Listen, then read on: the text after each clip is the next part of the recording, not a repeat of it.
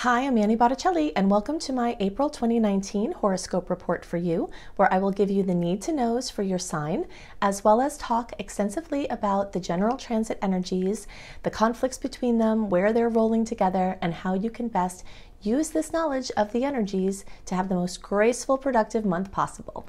Definitely go to my website, anniehelpsyou.com, where you can check out my blog. Among other things, I have every month things about the new moon, the full moon, and how best to use those wonderful energies, and lots of other things there.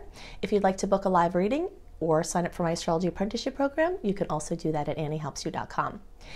Definitely check out my new book, Radical Prayer, Transform Your Life and the World in 28 Days, which is an Amazon bestseller.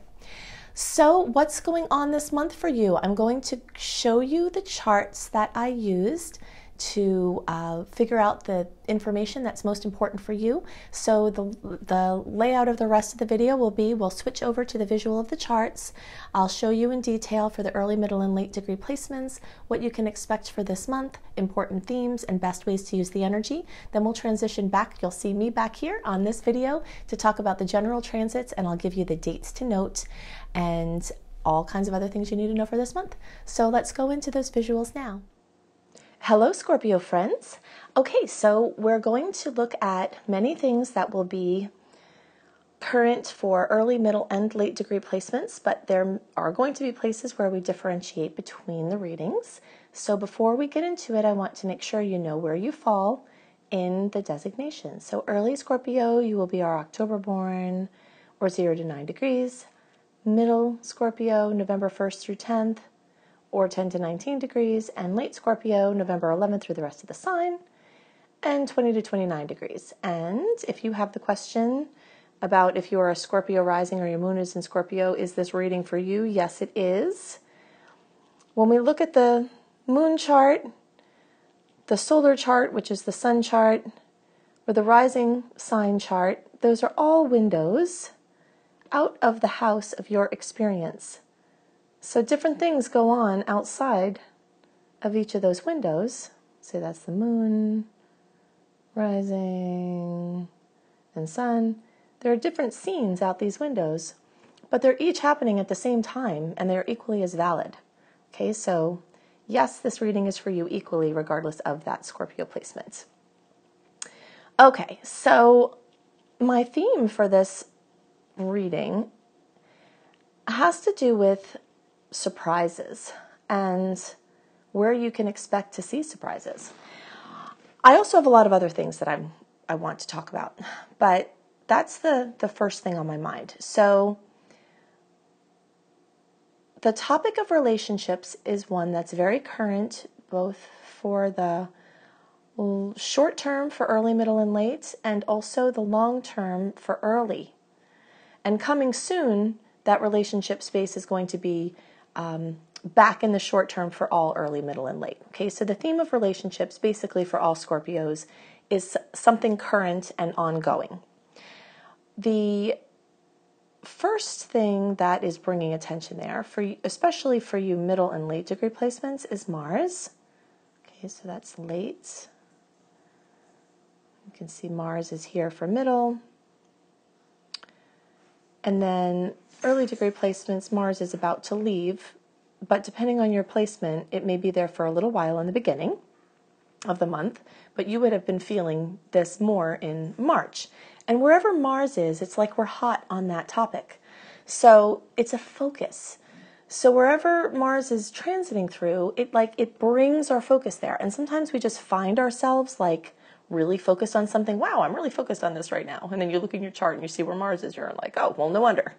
And sometimes it's outside things that are just sort of bringing it to you where it's in your face. The energy of Mars can bring battles, so fights, conflicts within relationships, but it equally is as likely to bring working together. And you can convert this battle energy to a synastry and trying to get on the same page. So the more you can, add the light of consciousness to whatever is going on in the relationships, the more you'll be able to convert that battle energy into working together in synastry and synergy. Okay, so that's a shorter term transit that's occurring, but you can see waiting in the wings here, and this is going to be true for all early, middle, and late. Planets are going to be coming here. So some of these are long-term and they're not going to be moving very fast. But there are short-term planets that are going to be making their way here. That's why I say the theme is now, but it's ongoing even from the short-term perspective as these personal planets prepare to move into that relationship space. So a several-month focus of relationships from the short-term perspective. Now for you early degree placements, that's our October born, you have something wild happening. And this did happen last year, but now it's coming back again and it's going to be more extensive. Okay, so Uranus is coming to bring its long-term energy of surprises, breakthroughs, radical changes to the relationship space. And it'll be there for a long time, very many years. Your middle degree placements, you have it staggered, so it's not there yet. So you have a little bit more time, but we'll talk about what Uranus is doing for you soon. And then you can see for you late degree placements, Uranus is just popping into the 6th house. So it's going to be a while before you have the experience of this long-term transit of Uranus through your 7th house. So when you have any outer planet, really, crossing over one of these cusps, these dark lines here, it's important because not only is it instigating change along the front of the house, which here is relationships, it's also making a 180-degree angle to here. So it's putting pressure and it's causing overstimulation of self versus partnership. Okay, so you early degree people, you've had this last year like a really strong kind of flavoring of this, and now it's going to be hardcore. So moving into this configuration, putting a lot of pressure on your relationships, surprises from your partner, you surprising your partner, surprises within your relationship, surprise pregnancies, surprise leaving, surprise news, breakthroughs. Very, very, very common with that energy. Okay, so for you middle degree placements, you've had the energy of Uranus doing its thing in the 6th house, and now the late degree placements, you had an introduction to this last year, but now again it's coming back, and this has to do with surprises in the 6th house. So the 6th house is our schedule, it's our routine, it's our comfort zone, you could call it. So radical changes to the comfort zone and the schedule and how you go about doing things, what you do every day, office changes. This is also like office space for those of you who are at work every day. Office changes, employment changes, self-employed people might have radical changes or erraticness or unpredictability is another word that we associate with Uranus. Unpredictability involving anything with your routine, your daily work, your schedule, your job. This is also the house of health. So it puts pressure on the health house and it can bring surprise things out of nowhere or a worsening in symptoms of things that have been there. So definitely get anything weird checked out. The energy in Taurus rules the throat. As you can hear, I'm a little bit hoarse right now, so sorry about that. But this energy of throat, Uranus can bring, this pressure here to that space. And the 6th house in general is a general health house, so it can really be any aspect of health. Whenever Uranus is involved, I always see an association between your electrical system, so anything with your circulatory system, your heart, your nervous system could also be under more pressure. So you might need more support, like more supplements and different changes to your rhythm to protect during the long, many-year transit through this 6th house. The 6th house also has to do with pets, so surprise things involving pets, unpredictability with pets, pets coming in all of a sudden, pets exiting, things going on with them. So pets might need attention. Okay, now I want to draw your attention to this energy in the 4th house. It is there for you early degree placements. It's more pronounced for you middle degree placements. And it's very, very full indeed for you late degree placements. But all placements are experiencing some of this, so it's relevant for all of you. Fourth house has to do with home and family.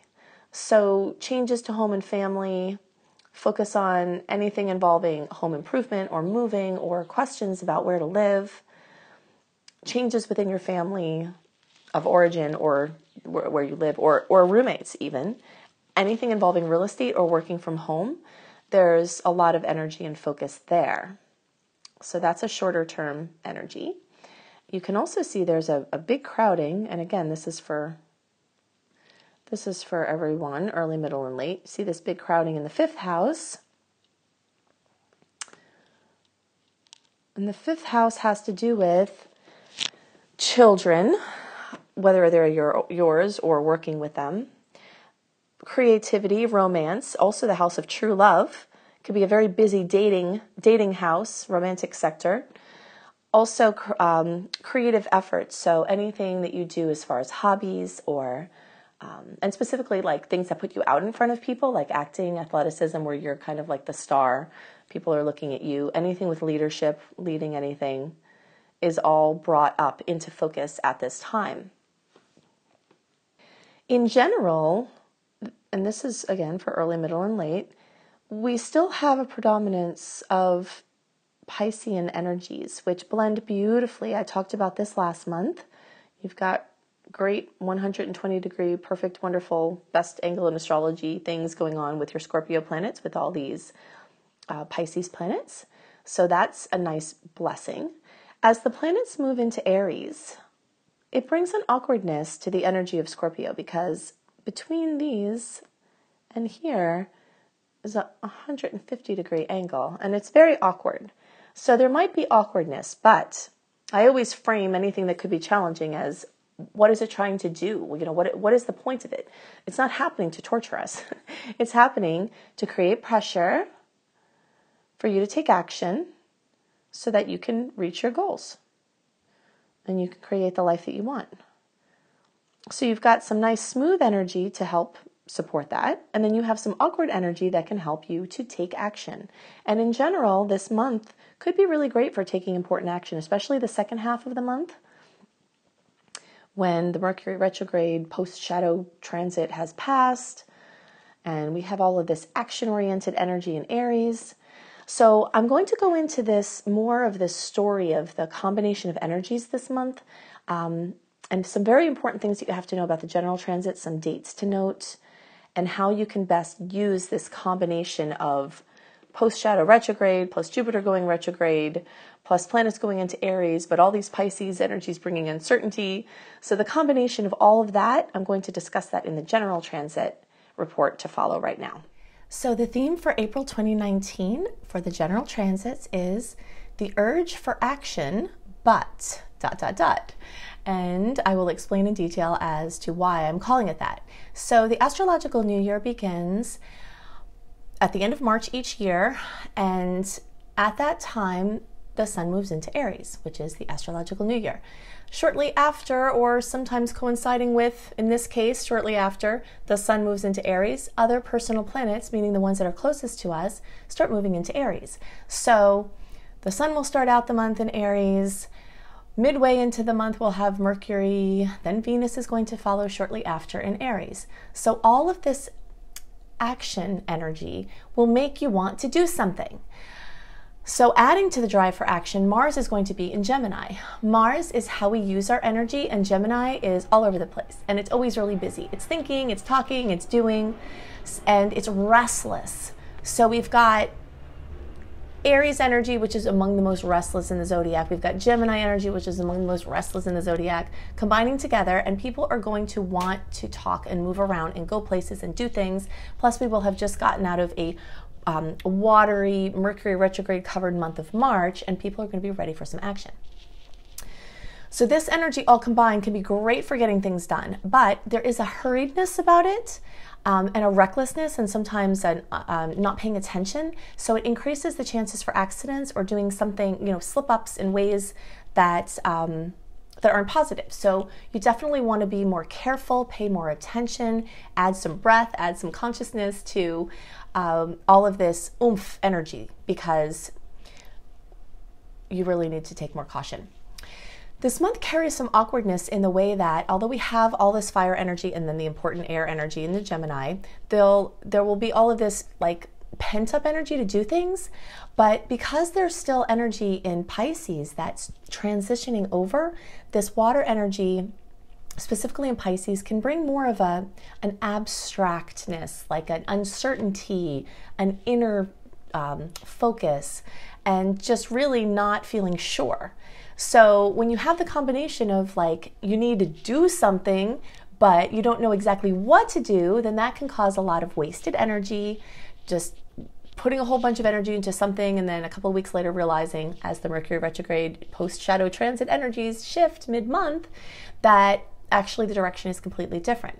So you're going to be chomping at the bit at the beginning of April and say, oh, Mercury is direct, time to do stuff. But I really want you to hear that in that first couple of weeks, try to find your certainty before you take action and commit. Mid-month is much better for committing, it's much better for certainty, it's much better for clarity. So the more that you can be sure about what you're doing instead of doing for the sake of itself, the better. And the more you can tune into the inspired action rather than action just for the sake of itself. So like tuning into what spirit wants you to do rather than you just being so whacked out that you have to do something. So, you know, going to the gym, exercising, doing things that can get this energy out. But of course, be careful when you're doing those things as well, that it's not too aggressive and you don't hurt yourself. So definitely watch the signs and the synchronicities closely, because those will be the things that can help match you with the best path.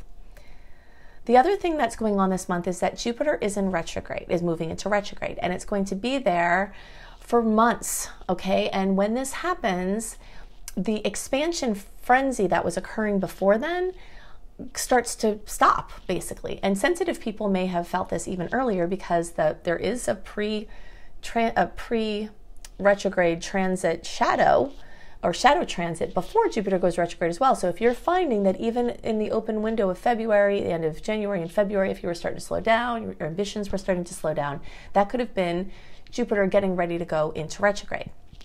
And so during this time, having kind of a break from the long unbridled expansion spree can be of benefit, because you can take stock and evaluate. So pulling in carefully to evaluate the next steps is a really good move. It doesn't mean you can't do anything or shouldn't do anything. It just means if you naturally are losing your ambitions, then don't be concerned when Jupiter, it will come back, basically.